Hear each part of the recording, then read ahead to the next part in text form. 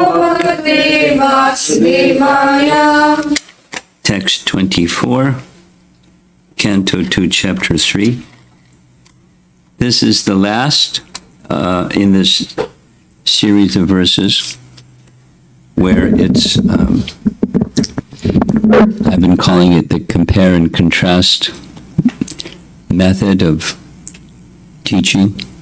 The teaching is to become attached to Krishna. And one of the methods, in principle, to become attached to Krishna is to utilize things that are of this world, and specifically in this case using the senses, the capacity to walk, the capacity to see, the capacity to smell, the senses interacting with matter. Use them in such a way that the mission of human life is the objective. And what is the use of a life that's not directed like that? No better than this and no better than that. So this is the last one of that series. Translation: the person who has not at any time received the dust of the feet of the Lord's pure devotee upon his head is certainly a dead body. Did we read this? That's 23. I'm sorry. That's 23. Okay, this is now that ended the section. 24 is where all this compare and contrast is leading to. Sorry about that. Text 24.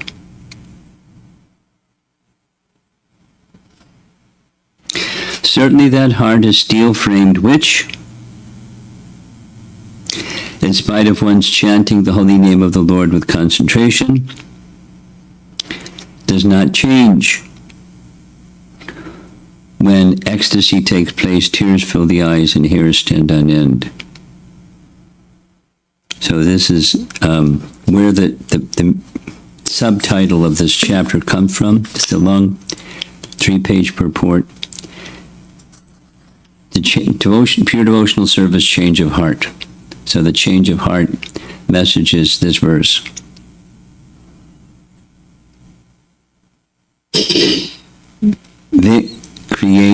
Vikriyeta, change.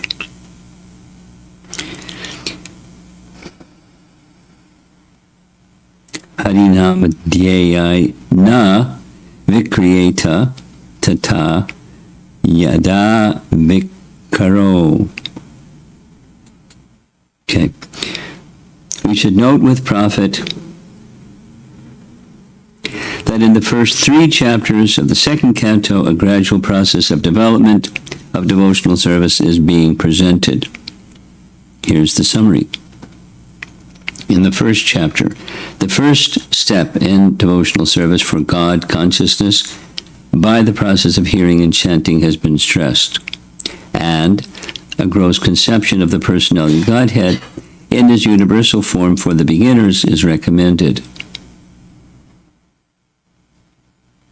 By such a gross conception of God, through the material manifestations of his energy, one is enabled to spiritualize the mind and the senses, and gradually concentrate the mind upon Lord Vishnu, which is chapter 2, the Supreme, who is present as the Supersoul in every heart and everywhere, in every atom of the material universe.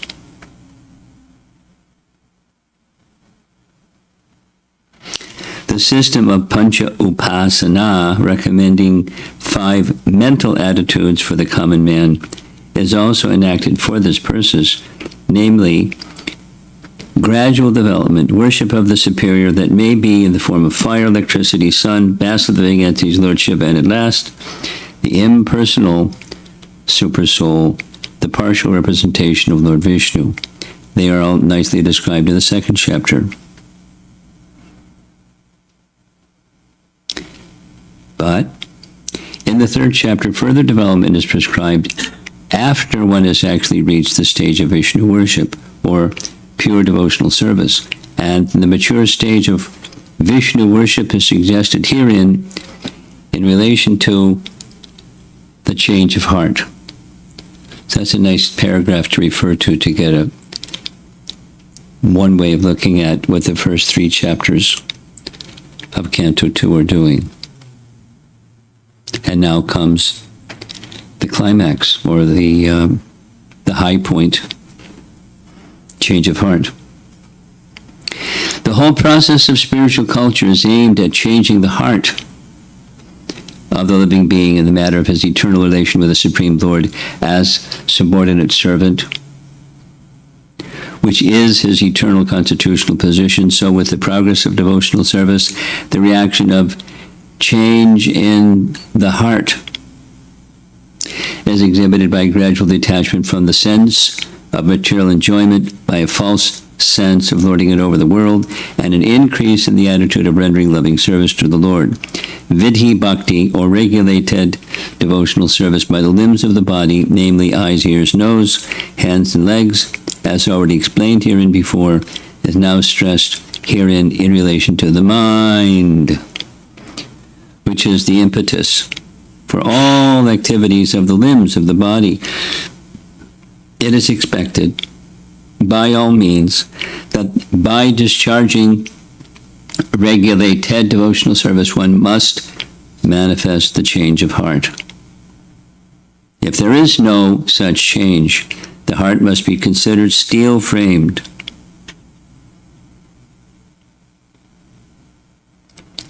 Anksha saram. Ashma saram. Ashma saram, steel-framed. Now, was there steel in Vedic times? At least we know something I read somewhere. There's a column, a metal column, like a Garuda Stamba somewhere, and it's still standing there and hasn't rusted, and it's stainless. Now, whether it's in the category of what modern scientists would call steel or not, I don't know. But anyway, Ashma saram, steel framed.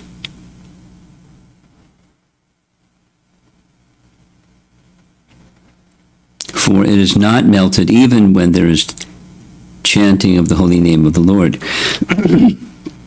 We must always remember that hearing and chanting are the basic principles of discharging devotional duties, and if they are properly performed, there will follow the reaction of ecstasy with signs of tears in the eyes and standing of hairs on the body. These are natural consequences and are the preliminary symptoms of the Bhava stage, which occurs before one reaches the perfectional stage of prema, love of Godhead. It's laid out so clearly, the roadmap.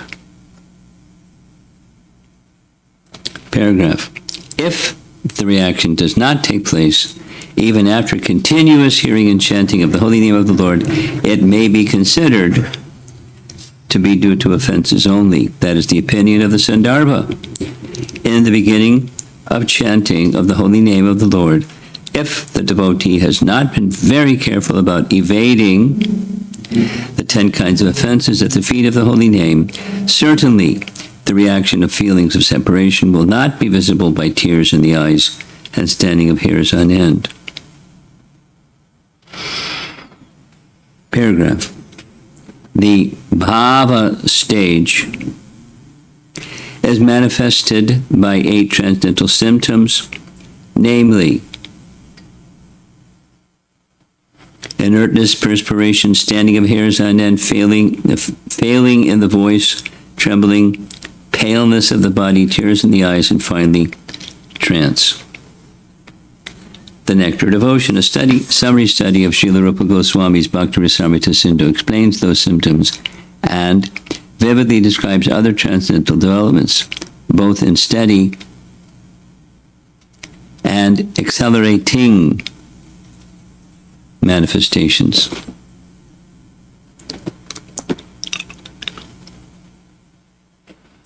The science of emotion, transcendental emotion, in relation to serving Krishna. Rupa Goswami. Paragraph. Srila Vishwanath Chakravarti Thakur has very critically discussed all these Bhava displays in connection with some unscrupulous neophytes imitating the above symptoms for cheap appreciation. Not only Vishwanath Chakravarti, but also Srila Rupa Goswami treated them very critically. Sometimes all of the above 8 symptoms of ecstasy are imitated by the mundane devotees, prakrita sahajiyas, but the pseudo symptoms are at once detected when one sees the pseudo devotee addicted to many forbidden things. Even though decorated with the signs of a devotee, a person addicted to smoking, drinking, or illegitimate sex with a woman cannot have the above-mentioned ecstatic symptoms, but it is seen that sometimes these symptoms are willfully imitated, and for this reason, Srila Vishwanath Chakravarti accuses the imitators of being stone-hearted men. They are sometimes even affected by the reflection of such transcendental symptoms, yet if they still do not give up the forbidden habits, then they are hopeless cases for transcendental realization. There's 2 more paragraphs, but I'll just stop.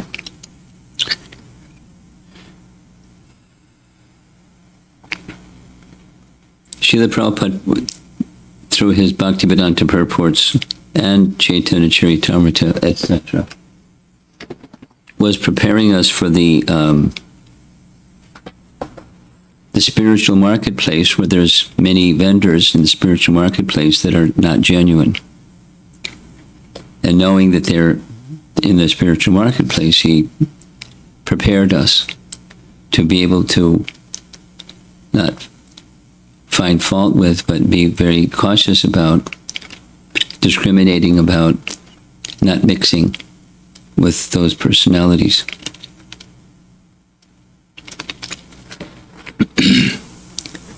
I remember very clearly discussion amongst the devotees. Why is Prabhupada so much speaking about Mayavadis? Like, what's a Mayavadi anyways? And then we started to understand it's right there in his prana mantra, which presumably he drafted. And his Nirvishesha Sunyavadi Paschachadi Satari, where the Western countries are filled with impersonalism and voidism. We didn't see it, in part because we didn't really have the power to see or the discriminating capacity, but as time passed, we started to understand such things are pervasive. They may be in milder forms, or they may be in more stark and oppressive forms. But it's all over the place. It's all over the place. And it's true.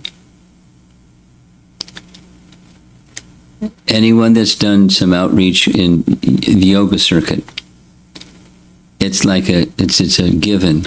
It's all one. What that means, I don't know if people have any understanding what that means, but it's a slogan, it's a motto, it's a flashcard. It's all one.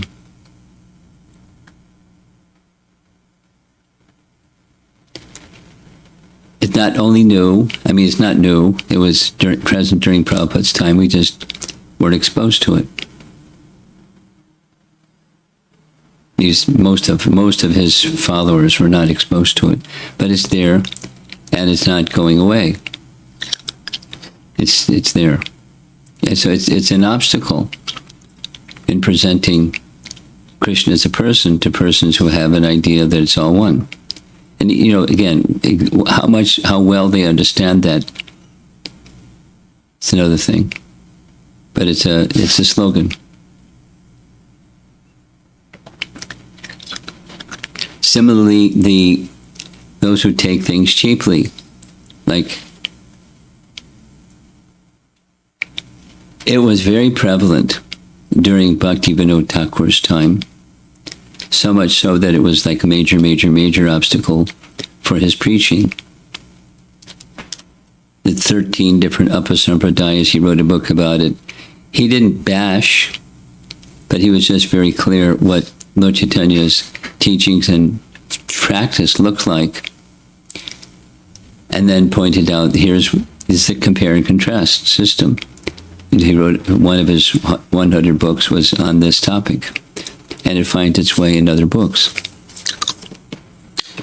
And the principle, there's different manifestations, but the principle is imitation of the higher refined sentiments of Mahaprabhu, and not being qualified, changing the teachings so that their unqualifiedness looks like the real thing.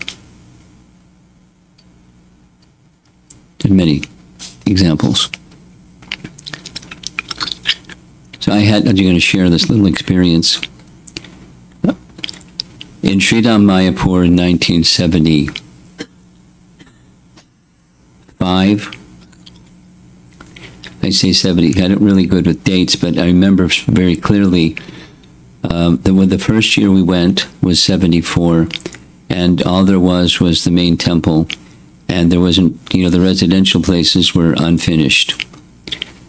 There are rooms along the wall, that's now where shops are, but there was no toilet, there was no screens on the windows, which meant, mosquitoes come on in, and they did. And bathing was done at a pump, walking from the wall, boundary wall, towards the temple, somewhere in the field there was a pump. There are two pumps, one for the ladies, one for the men. And we had a plastic bucket. We filled the plastic bucket up and dumped the bucket on our head, and that was our bath, with soap, etc. And by the end of the festival, it was just a mud puddle. So we go wading in the mud puddle and take a bath in the mud puddle and go bit by mosquitoes, and it was pretty austere. But the Prabhupada wanted that there should be at least acceptable to Western standards accommodation, and so it was a major effort, which was then called the Long Building. Now I think it's called the Lotus Building. So that year, I remember very clearly,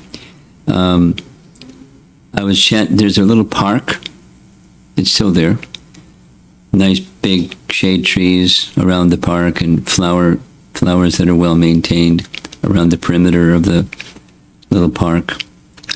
And I was chanting japa in that park area. So this is after the morning class and after breakfast, and so it's still early morning. And I heard a kirtan, really lively, melodious kirtan going on in the temple room. And from where I was standing, I could see Prabhupada came to the balcony. So there's the ground floor, the first floor, and then Prabhupada's floor. The names differently in India, but so Prabhupada came to the balcony, looked over the balcony, because directly beneath him was the temple room, and one could from his room, one could hear the kirtan. And he turned, and he ordered his servant, throw them out. Just by the sound, he could understand what it was, or who they were. So the servant got some other people, and they came rushing down the steps, and big American fellows. And inside the temple room, after a little while, it was sahajiyas, and they were chanting before the deity, and then after some time, they're rolling on the ground and crying and carrying on and wailing. The sannyasis and fellows picked them up off the ground, escorted them to the front door, and sent them towards the gate. And as they were heading towards the gate, they pulled out their bidis and started smoking bidis. on the way to the gate. So they were imitating the ecstasies of Mahaprabhu. And Prabhupada could understand just by the quality of that sound how refined was his senses. So it was a shock that there are, at that time at least, there are people that still do what Bhaktivinoda Thakur said, and I'm sure there's still people that still do what Bhaktivinoda Thakur said. In the name of, this is Mahaprabhu. This is what Mahaprabhu taught us, and so we do it. It's not spiritual. It's an offense. So, steel framed, and the symptoms themselves are not cosmetic. If the symptoms are cosmetic, then it's another cheating, and it's very bad because it is people that have those kinds of behaviors. It was men and women mixing and smoking beedies and the whole shebang.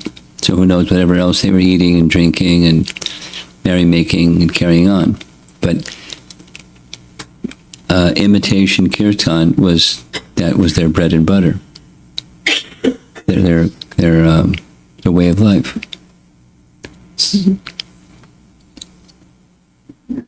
Prakrita Sahajyas. Paragraph. When Lord Chaitanya met Srila Ramananda Rai of Kavur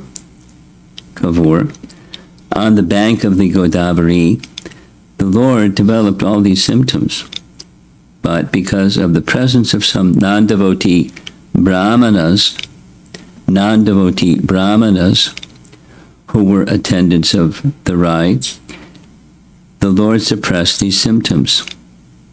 So, sometimes they are not visible, even in the body of the first-class devotee, for certain circumstantial reasons. Therefore, real, steady bhava is definitely displayed in the matter of, it gives the list. These are symptoms of the bhava stage, taken directly from Nectar of Devotion or Bhakti Rasamrita Sindhu. Cessation of material desires, shanti, utilization of every moment in the transcendental loving service of the Lord, avyarta kalatvam, eagerness for glorifying the Lord constantly, namagane sadaruchi, attraction for living in the land of the Lord, pritis tat vasati stale, complete detachment from material happiness, virakti, and pridelessness, mana shunyata. One who has developed all these transcendental qualities is really possessed of the bhava stage, as distinguished from the stone-hearted imitator or mundane devotee.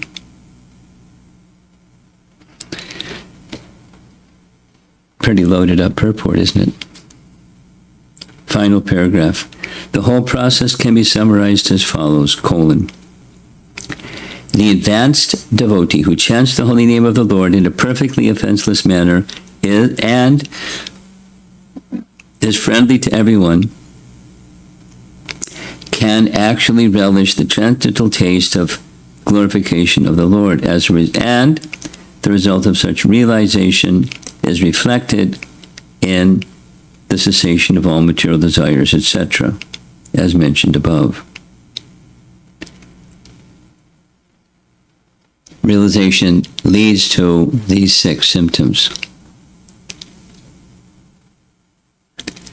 The neophytes, due to their being in the lower stage of devotional service, are invariably envious so much so that they invent their own ways and means of devotional regulations without following the acharyas as such. Even if they make a show of constantly chanting the holy name of the Lord, they cannot relish the transcendental taste of the holy name. Therefore, the show of tears in the eyes, trembling, perspiration, or unconsciousness, etc., is condemned. They can, however, get in touch with a pure devotee and rectify their bad habits, semicolon. Otherwise, they shall continue to be stone-hearted and unfit for any treatment. A complete progressive march on the return path home back to Godhead will depend on the instructions of the revealed scriptures directed by a realized devotee. It's so comprehensive.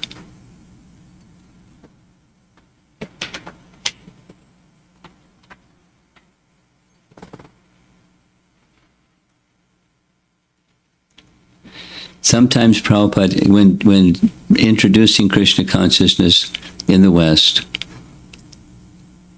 sometimes persons would, not exactly in a challenging way, but in a probing and kind of repeated kind of questioning way, the regard that Krishna consciousness has for Christianity, because in the West that largely was the audience. And how does Krishna consciousness accept Christ, and how does the teaching that Christ gave compare to the teachings of Krishna consciousness? And at different times, Prabhupada would say different things. Generally, they're the same. And then sometimes he'd go a little further and say, this is the graduate study. So in other words, the teachings of love of God are teachings of love of God, and one may go about it this way, that way. On the other hand, where is that science of knowing God and the process of connecting with Him through devotional service so elaborately described? Is it anywhere? No, by definition, simple definition of God is there. And different ways of describing that. The definition of Bhagavan having the principal opulences in full. Anyway, different ways of the Vedas articulating God's position, and then the connecting with Him, so that's sambandha, and then the connecting with Him process through devotional service.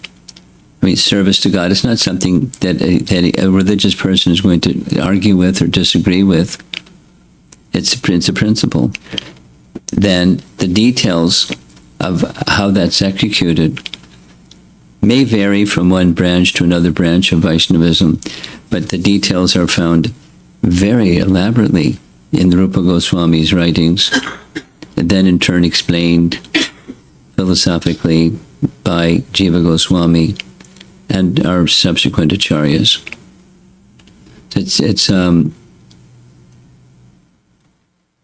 Prabhupada would say it's a graduate study. It's not asking people to change their ism.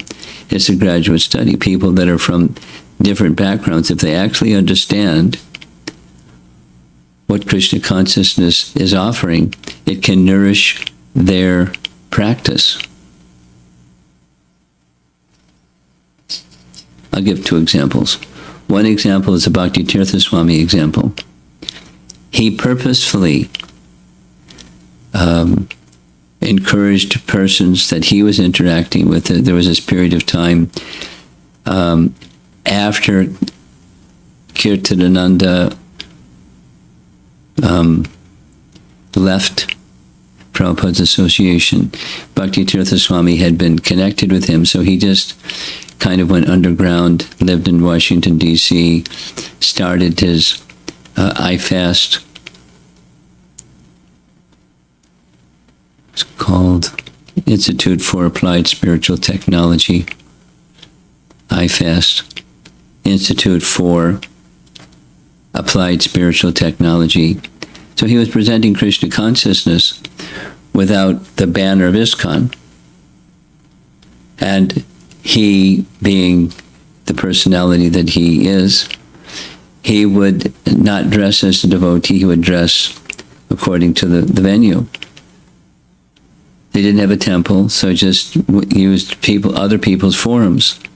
So churches became forums, and African organizations became forums because he was with Ekavir and Brajalila, and it was himself. Those three. So black community audiences were important venues, depending venue to venue. So he explained to me that one of the things that he was very clear about was not encouraging people who were ministers, when they became impacted by the depth and the wisdom, etc., of bhakti, of Prabhupada's, our Acharya's writings, they just use their position as ministers and present those teachings in their sermons. They're like doing what he was doing, just clandestine Hare Krishna bhaktas.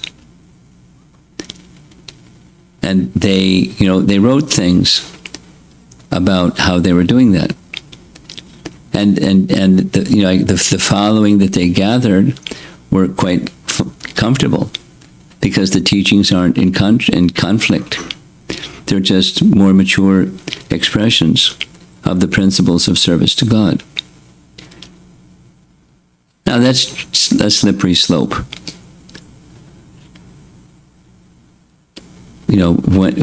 But that's what he did. And there's a nice passage, I don't know the outcome, but the third Pandal event in Bombay was a little smaller than the first two, attendance-wise, for different reasons.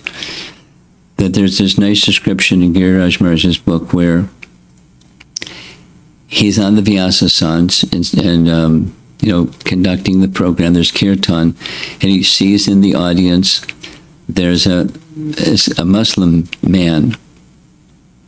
He called his secretary over, pointed out the Muslim man. Clearly he was dressed in the attire of a Muslim man, and he asked to bring the Muslim man here. So he came forward at the invitation of Prabhupada. Prabhupada requested him to sit right next to him during the whole program. And then at the end of the speaking, he invited him, please come see me. So the man came the next day with his friend. It turns out he was a police chief or something like that. Police commissioner or some person in the government from another country, from one of the Middle East countries, and he had come to Bombay for medical treatment, medical surgery or something like that. And he was in recovery stages, walking around when he came across the festival and just wandered in his attire. And so they were interacting with Prabhupada. Prabhupada was interacting with them in a very congenial manner, kind of like a one-to-one or peer kind of affection and in exchange. And Prabhupada was then explaining what he was doing in Iran, and there are many persons from Iran background that were taking to Krishna Bhakti without changing their religion. And so he was making, at least as I recall, it's the impression I got was Prabhupada was making him very comfortable not to change, but to accept bhakti principles. And then Prabhupada gifted him with some books, and the man was very, honored to being in Prabhupada's personal association was impactful. And obviously the man felt something, honored by personal recognition, but he was a VIP. And he was broad-minded. He wasn't the fanatic, narrow-minded type. And he appreciated Prabhupada, and Prabhupada gave him the seed. And I don't know what happened after that. I was always curious enough that Giriraj Maharaj might know, but when he went back to his country, what happened? Did he keep in touch with Prabhupada? What did he do? But there are ways that the pure devotional service change of heart requires a more deep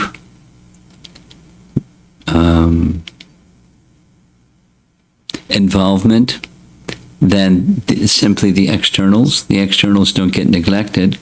The externals are not the essence. The externals don't get neglected, but the externals are not the essence. And one who goes in this change of heart, then it's the consciousness behind the externals is everything. Or, in simple language, one who has developed love of God, whether it's through this tradition, that tradition, or another tradition, there is love of God. The manner of expressing that is going to vary. The love of God is love of God, and there's symptoms that are just being described here. And that's the test. Not the externals, but the consciousness change. And that's it evolves naturally.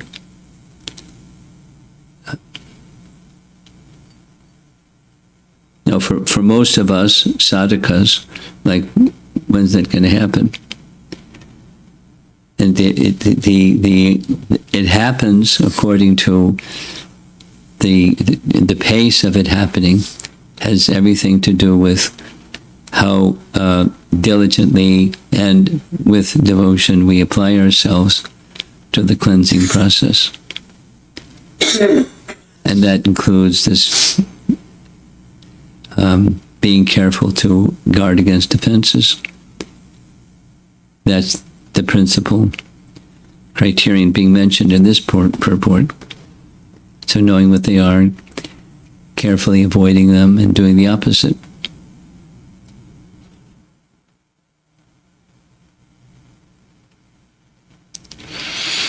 Change of heart. So let's see if there's some discussion.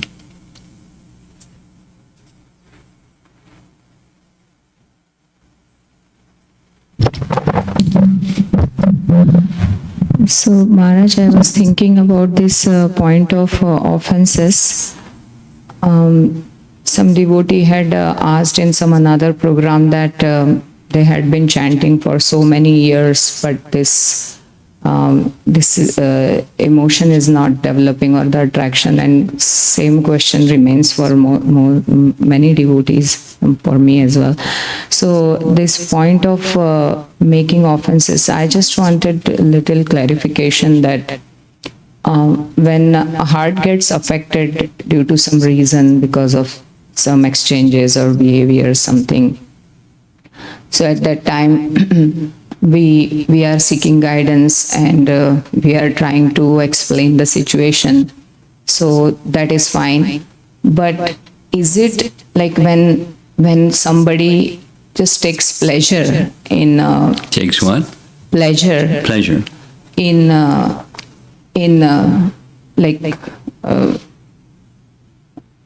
blaspheming, not exactly blaspheming, but while describing the situation, somebody is taking pleasure how they were victimized, or it is very subtle inside that they are taking some pleasure in the situation, showing that how that person was bad and how I was victimized.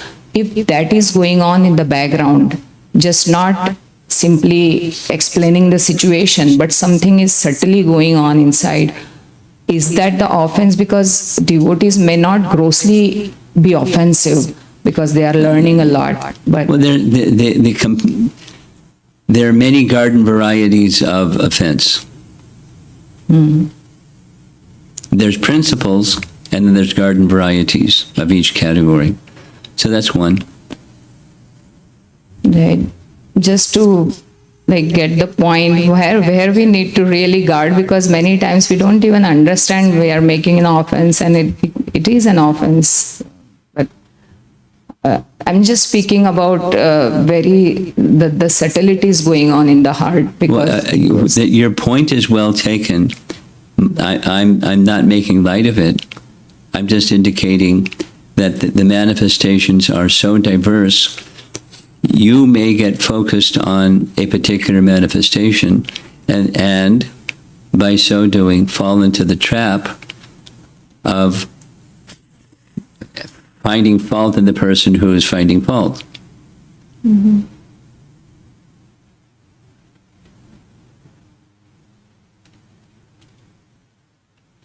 So don't focus on the particular manifestation. Understand the principle and its subtleties, because you may just, you may be a victim of that particular offense yourself just by.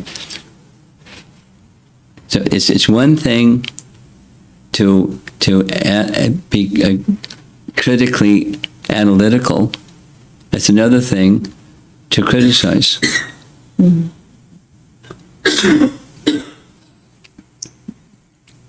Meticulously analytical. So, and to go to the subtle platform, I like the point that you're making. That is, there's a subtle pleasure. It's so in acts of unkindness or offense or whatever, people do things because they derive a sense of pleasure. And the one who has become victim becomes the perpetrator.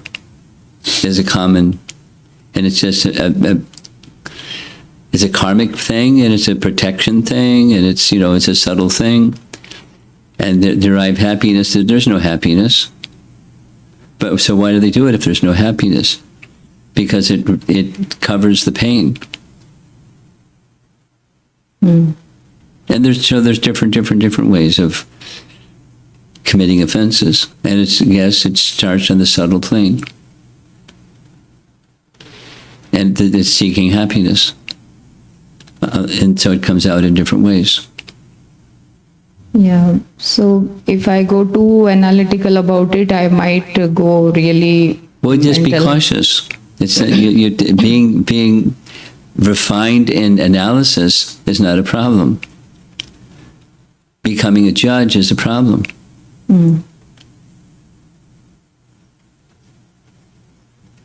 Being a servant is the cure. Just quickly wanted to describe just one. Just like this thing with the Sahajiyas. Prabhupada warned us. And to warn doesn't mean exactly judging. It's toxic. Or in association with Mayavadis, Prabhupada and Chaitanya Mahaprabhu.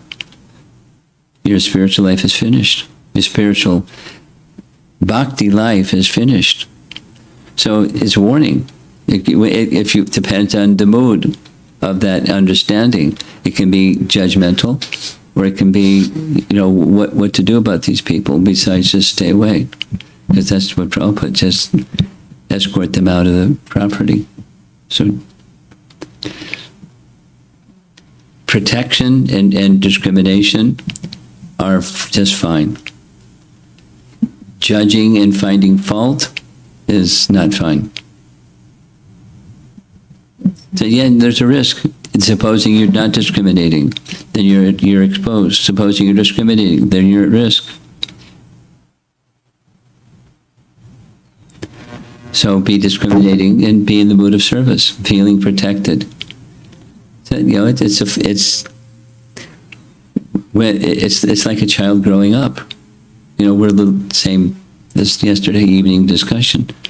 We're just growing up, and so we want to be careful about not falling prey to unwholesomeness. At the same time, they'll become unwholesome by criticizing unwholesomeness and judging it. We recognize what it is, and we keep a safe distance. Just another aspect of a similar point was, Maharaj, that you spoke about meticulousness, or I related to refined behavior as well. That is like when we are doing some service, we are cognizant about the surroundings, the needs of people, and culture. Yeah. So many things. Yes, so many things. but sometimes what happens that we are so focused on one particular thing that is also in relationship with Krishna only, but there may not be there is no refinement in our. Yeah, it's immature.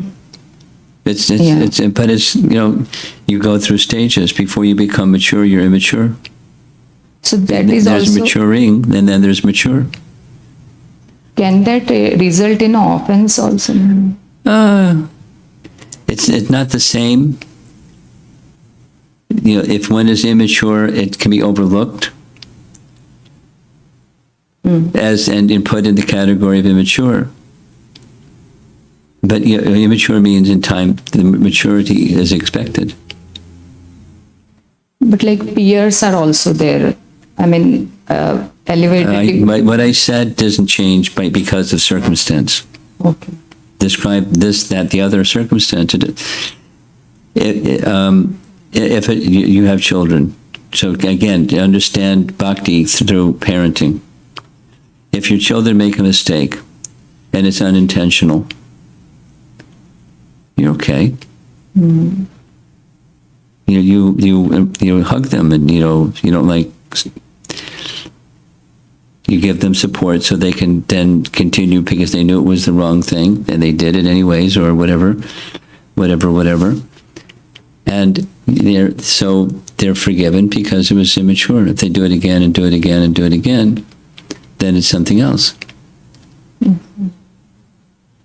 Yes, Maharaj, you're telling me from Krishna's perspective, and I keep thinking about people and circumstances. So this is very helpful, Maharaj. That Good. Krishna's perspective. Thank you. Anyone else? Back.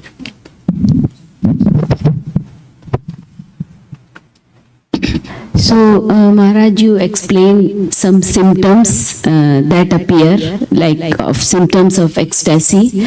So, my question is that these symptoms appear only in the people who are following this process, or can it appear in other faiths also, like Yes, of course. in Muslim faith? Yes. Because I meet one Somalian lady, and when I talk to her, she is very God conscious, very God fearing, and like she is very compassionate, very soft hearted, Very good. and they follow all their like they will do nirjal fasting for 1 month in Ramadan, and very serious about everything. That respect should go to such a person for sure. The symptoms of love of God are not sectarian. They're universal. Then there can be meeting and harmony. That's wanted.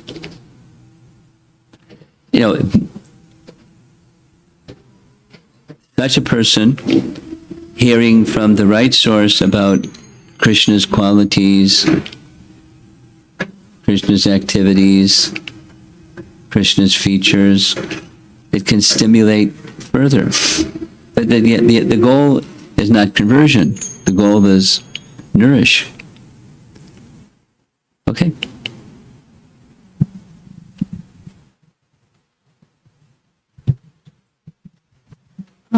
Maharaj, I was just, it's a comment. I was thinking like how in every verse, pretty much you mentioned here, it was the culmination of the chapter 1 and chapter 2, where everything else, the different angas of bhakti culminates in chanting of the holy name, Yes. or like understanding, like, Krishna is not different than his name.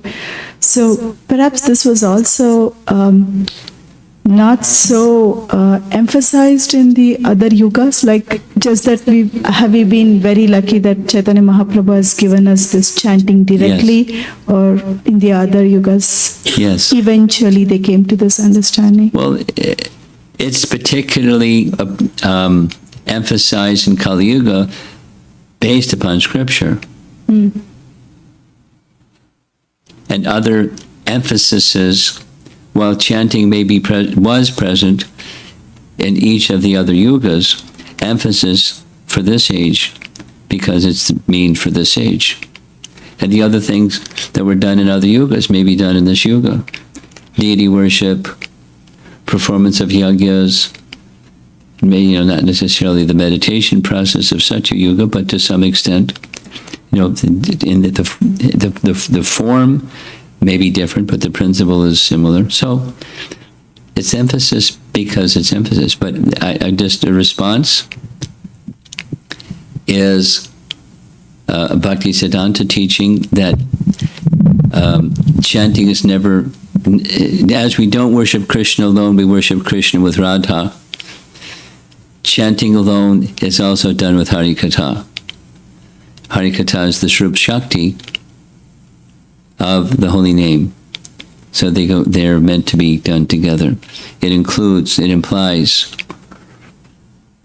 implicit without it, so then he makes it explicit. Chanting of the holy name includes. Then he expands and says, and then it's all the duties. What the duties that one does. Their parenting duties and your cooking duties and your occupational duties and thising and thating duties. It extends, it expands, it spiritualizes and nourishes the one activity of chanting. Because I was just talking to my son also. How did we just get so fortunate? Because in Kali Yuga we're so... The forces are very toxic. Some good fortune, previous devotional service. That's our understanding.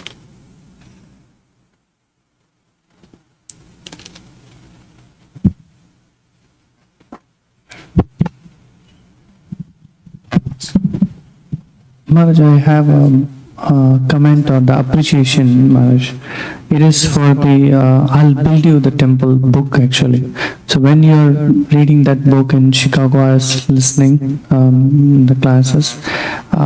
It's more than how they build the temple. My experience was like as if I felt I am also living with Prabhupada. So that kind of experience I got, like their day-to-day interactions with Prabhupada and how everything went.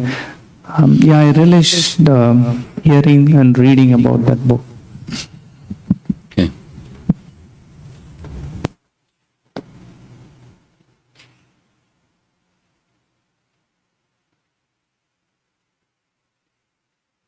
Hare Krishna Maharaj. This question is from Snehavalli Mataji. Hare Krishna Guru Maharaj. Is the chanting of Sahajiyas Namaprad chanting? Namaprad chanting leads to liberation, then why are Sahajiyas called hopeless? Could you please elaborate?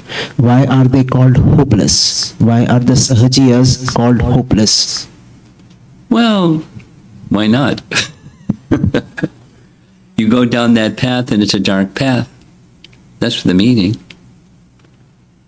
In that sense, hopeless. But can a Sahajiya be... Is there somebody that's incorrigible? Well, a Mayavadi may be incorrigible, but because... But even Chaitanya Mahaprabhu brought staunch Mayavadis to the bhakti path by his spiritual influence and by the desire of his devotees. So hopeless in the sense that path leads to darker and darker existence. Offense. And yes, it is offense. It's one of the 10 offenses. Not exactly, the imitation offense, but, it's taking something as material that's not material. That's offense. Anything else? Maharaj, one thing probably she wants to specifically look into it in the context of Nam Aparadh chanting. Yeah, it's Nam Aparadh chanting. Yeah. That I answered. It's Nam Aparadh chanting. That's it, Maharaj. Thank you. In continuation to the question that I had asked. You asked, okay. Yeah. So, like, is it required to take only Krishna's name to appear those symptoms? No. No, because they all the time take Allah's name. Fine. Okay, still those symptoms can appear. Same question, same answer.